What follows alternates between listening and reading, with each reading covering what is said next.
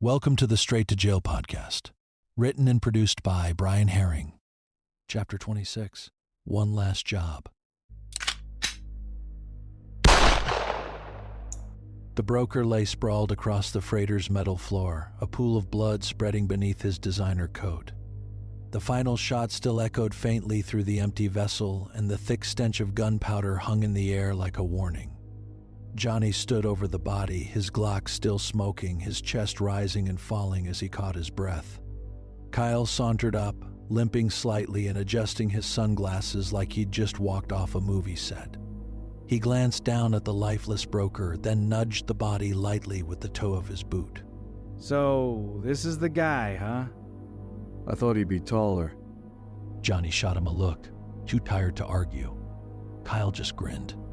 Tony appeared behind them, rifle still in hand, his face slick with sweat. He scanned the scene, letting out a low whistle. Damn. I never thought we'd actually pull this off. It's done, Johnny said, his voice rough. He holstered his gun and turned toward the cargo hold. Let's see what else this bastard left us. The hold of the freighter was packed wall to wall with crates. Johnny pried one open with the crowbar, revealing neatly packed bricks of cocaine. Kyle let out an impressed whistle, crouching down to pick one up. He turned it over in his hands like it was a prized possession. He looked like a kid on Christmas morning. We're sitting on a damn fortune here. Kyle said, grinning. Coke, heroin, meth. Looks like the broker had his hands in all sorts of shit. No surprise there. Tony said, scanning the hall. This shipment alone's worth millions. Could have fueled his operation for years.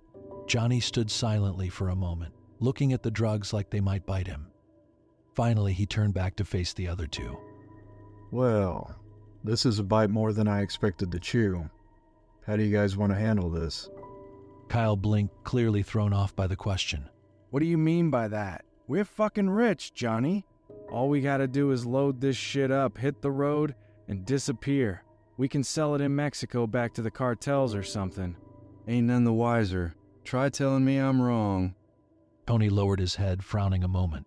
You're not wrong, but we're gonna have every Fed, cop, and two-bit thug in the country looking for us if we do this. You really think we can pull it off? Kyle threw his arms out dramatically.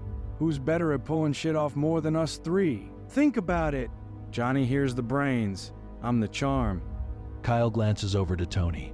And you're the token black guy, so I'm pretty sure we've got all our bases covered. Tony groaned, rubbing his temples. This is a bad idea. Do you have a better one? Look, we can't exactly go to the cops and close out the operation. We might as well do something with all this. Johnny asked sharply, his gaze shifting to Tony. I know a guy in the trucking industry that can help us. I'll have him coordinate with some other guys that used to help me transport drugs. We'll take a bit to pay off our informants and sell them along our route to help pay for our food, hotel stays, and other amenities. We just have to meet up with him and get things going. Tony hesitated, then sighed. I guess you can count me in. I'm already knee-deep in this shit. I want to get something out of it. Johnny nodded, his expression hardening. Then let's do this. We take the shipment, pack up, and hit the road. We sell what we can, move fast, and stay under the radar. No one's gonna miss the broker, but his men, they're gonna come looking, and fast. Then we'd better get moving. Kyle said, lighting up a cigarette. He blew a thick stream of smoke toward the ceiling. Hell, I've always wanted to see the Grand Canyon. Might as well do some sightseeing while we're at it. Johnny shot him another look. This isn't a vacation, Kyle. We're not out of the woods just yet. If they find us, we're dead men. Yeah, I know. Kyle said, waving him off. But come on, man. It's kind of poetic, don't you think? We take down the broker and ride off into the sunset with his fortune. Like an old western, but with more drugs and less horses. Tony shook his head, muttering. You two are both fucking nuts. Johnny grabbed a nearby tarp and started tossing it over the open crates. Nuts or not, we don't have a choice. We load what we can into the trucks and get out of here now. Fast. Kyle clapped his hands together. Now you're speaking my language. Road trip, baby.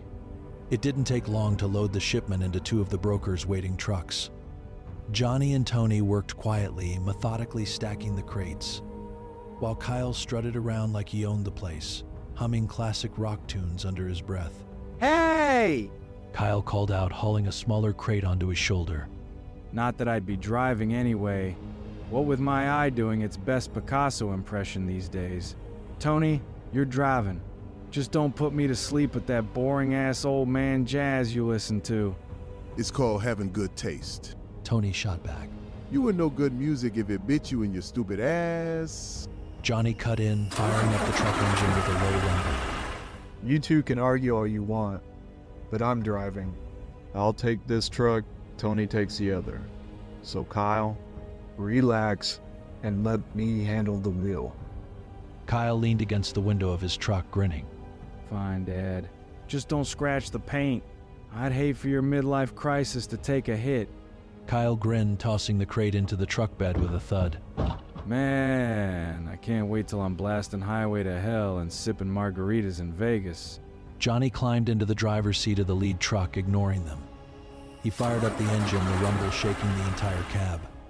Tony climbed into the truck next to him, and Kyle hopped into the passenger seat of Johnny's truck. Johnny glanced at Tony, his tone low. We pull this off, we disappear for good. Maybe even get our own private islands. How does that sound? Tony stared straight ahead, his jaw set. Yeah, I'm ready, but it's gonna get ugly before it gets better. Johnny nodded, gripping the wheel. It always does. From the passenger seat, Kyle's voice blared through the talkie. So what do we call this little operation? Kyle's cross-country drug bonanza? The Great American Crime Tour? Johnny sighed. Why don't we just call it Shut the Fuck Up? Now let's get this show on the road, boys. Heaven awaits. You're no fun, Johnny. Kyle replied. No fun at all. The convoy rolled forward, headlights cutting through the fog. Behind them, the docks faded into darkness, leaving the body of the broker and his empire behind. Ahead of them stretched the long, uncertain road full of danger, chaos, and the promise of freedom. Johnny gripped the wheel tighter as the city disappeared in the rearview mirror. One last job, guys. This is our chance, he said into his walkie. If we fuck this up, we're going straight to hell. Kyle's laughter crackled over the radio. You could say that again, Johnny boy. You keep telling yourself that.